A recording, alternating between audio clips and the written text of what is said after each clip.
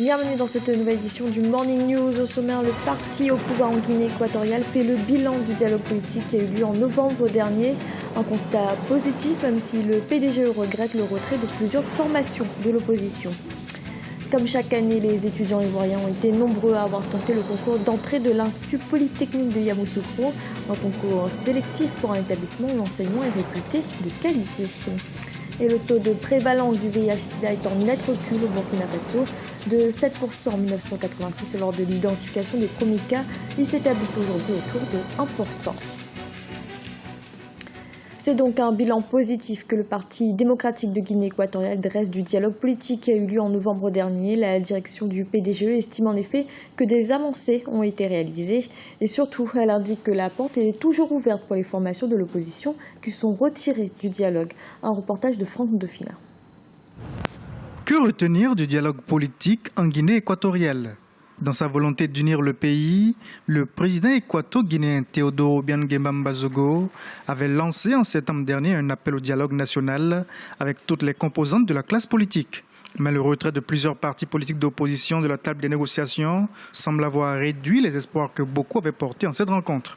Au sein du parti au pouvoir, on estime que ce désistement est la preuve de l'expression de la démocratie dans le pays. C'est la démocratie, ça fait partie du jeu démocratique. L'opposition joue son rôle. On constate évidemment que ce désistement de ce groupe qui ont voulu boycotter le tableau de dialogue, c'était des actions préconçues.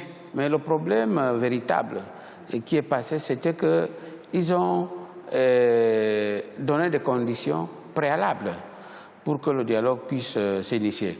Et cela n'étant pas conçu dans l'ordre du jour. Le PDGE, parti au pouvoir en Guinée équatoriale, invite aujourd'hui toutes les composantes de la classe politique à contribuer au vaste programme de développement politique et économique du pays. Une main tendue qui s'adresse en premier lieu à l'opposition. De là où le pays vient avec son leader et là où le pays se trouve actuellement, c'est ce bilan qui fait que le parti soit le plus fort. On ne peut pas vraiment prendre le temps de faire le bilan, de prendre le pays d'après le 3 août 1979 et les différentes étapes dont le peuple suit l'évolution du pays. Ils sont fiers. Voilà cette fierté qui fait la force du parti au pouvoir. L'amnistie accordée aux opposants en exil ou encore la reconnaissance officielle de plusieurs partis politiques d'opposition font partie des mesures prises par le gouvernement équato-guinéen pour rassurer la classe politique de sa volonté de s'ouvrir au dialogue. L'opposition, elle, souhaite avant tout un accès libre et équitable aux médias publics et la libération des prisonniers politiques que le gouvernement équato-guinéen accuse d'atteinte à la sûreté de l'État. En Zambie, le parti de l'ancien président Michael Sata, décédé fin octobre, est de plus en plus divisé à l'approche de la présidentielle de 2015. Deux factions s'opposent. D'un côté, le camp qui soutient le ministre de la Justice Edgar Lungu. De l'autre, les partisans de Miles Sampa, un proche du chef de l'État par intérim Guy Scott. Marina Vanier. Deux candidats officiels au sein du Front patriotique de Michael Sata. Depuis la disparition du président zambien le 28 octobre, son parti est en ébullition et les rivalités sont de plus en plus affirmées.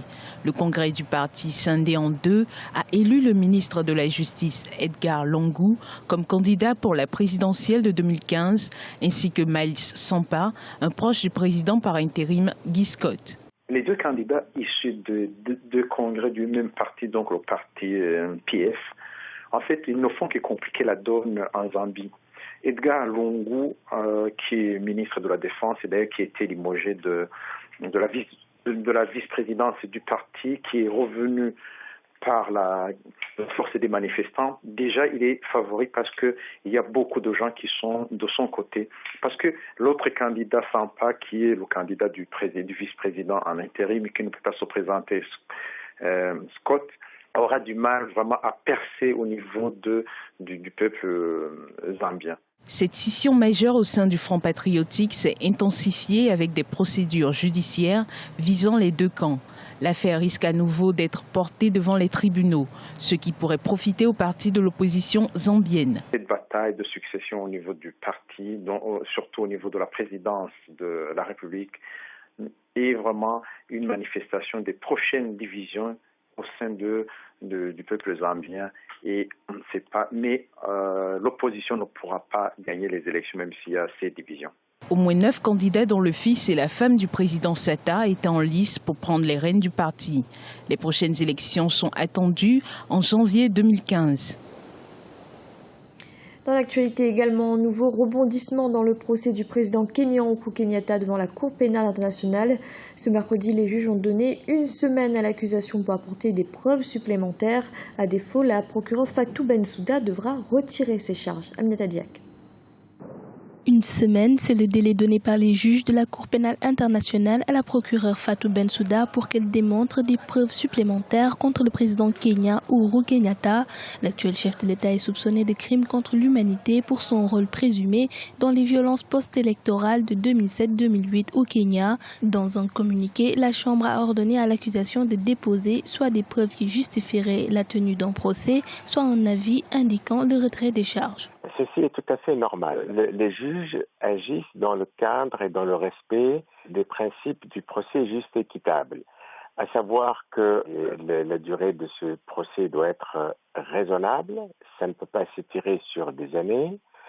Et donc, l'appréciation de la durée se fait en fonction des accusations et en fonction des éléments et des rassemblements de preuves. Et donc, le procureur, quand elle a lancé les accusations, elle est supposée avoir des preuves ou au moins des éléments de preuve. Pour le spécialiste, il est important de fournir toutes les preuves contre l'accusé et de réduire la lenteur de la procédure pour un procès équitable. Quand un procureur, quelle que soit la juridiction, lance des accusations, elle ne lance pas des accusations en l'air, sans fondement, et après elle va à la pêche des preuves. Non, ça c'est contraire au principe du procès juste et équitable. Et donc, à ce moment-là, le tribunal veille à cette règle fondamentale et le temps est important pour que l'accusation ne perdure pas indéfiniment. Uhuru Kenyatta est le premier chef d'État en exercice à comparaître devant la Cour pénale internationale. Le procès devait initialement débuter fin 2013, mais il a été ajourné plusieurs fois, notamment à cause de la rétractation des témoins. Pour sa part, la procureure accuse le gouvernement kenyan de refuser de coopérer avec la Cour. En Côte d'Ivoire, la capitale Yamoussoukro s'érige depuis plusieurs années comme un pôle universitaire majeur. Ainsi, les grandes écoles de la ville, regroupées au sein de l'Institut national polytechnique Houphouët-Boigny, sont connues comme être les meilleures du pays. Les concours d'entrée sont d'ailleurs très sélectifs et l'enseignement y est de qualité. Un reportage de notre correspondant Olivier Conan. Yamoussoukro, ville universitaire par excellence de la Côte d'Ivoire. La capitale de la Côte d'Ivoire accueille en effet l'INPHB, Institut national polytechnique Houphouët-Boigny. Ce centre d'enseignement est né du regroupement en 1996 de 7 grandes écoles. Les étudiants y subissent une sélection rigoureuse à l'entrée. Par exemple, sur plus de 6000 candidats, seuls environ 700 ont été retenus cette année à l'École supérieure de commerce et d'administration des entreprises. L'INPHB est également réputé pour la qualité de l'enseignement. L'accent est mis sur les travaux de recherche. La différence, c'est qu'ici, les ingénieurs sont formés avec la pratique, avec des laboratoires qui sont équipés et donc qui permettent de faire des formations qui sont axées essentiellement vers la pratique. En plus, la formation théorique. En plus de favoriser leur insertion professionnelle, la formation à l'Institut national polytechnique Houphouët-Boigny donne aux étudiants l'esprit d'entrepreneuriat. J'aime créer, faire des choses, faire du beau, voilà. Donc, je pense que ça serait intéressant de travailler à son propre compte que d'être sous contrainte avec un employeur et autres, voilà. Et puis, ça va participer à la création de l'emploi aussi au niveau du pays. Il ne faudrait pas rester là et attendre qu'on soit embauché. Nos stages sont des stages pré-emploi. Donc, cela nous permet, un temps soit peu, de prouver en entreprise et de pouvoir être embauché. Mais il y a aussi le profil entrepreneurial que l'école développe. Pour ma part, j'ai décidé vraiment, à la fin de ma formation, de monter une entreprise. J'ai déjà rédigé le business plan. Donc, je pense que pour un étudiant de l'INPHB, nous n'avons pas de crainte à ce niveau. Parce que quand nous sortons, nous avons soit la possibilité d'être embauchés dans une entreprise privée, soit pour les plus courageux d'entreprendre eux-mêmes en créant leur propre entreprise. L'Institut national polytechnique Houphouët-Boigny compte 7 grandes écoles, dont l'École supérieure d'industrie, l'Institut national supérieur de l'enseignement technique, l'École supérieure d'agronomie ou encore l'École nationale supérieure des travaux publics. Tendance positive au Burkina Faso dans la lutte contre le VIH-Sida. Les dernières enquêtes révèlent que le taux de prévalence s'établit aujourd'hui autour de 1%. Un résultat qui montre un net recul lorsqu'on sait qu'en 1986, ce taux s'élevait à près de 7% et que la maladie est considérée comme endémique. Un reportage de notre correspondant Wendiam Valentin Compaoré.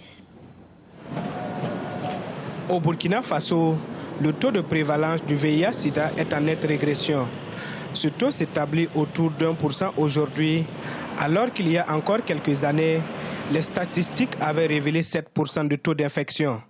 Une baisse qui semble être la résultante des efforts consentis par les autorités du pays.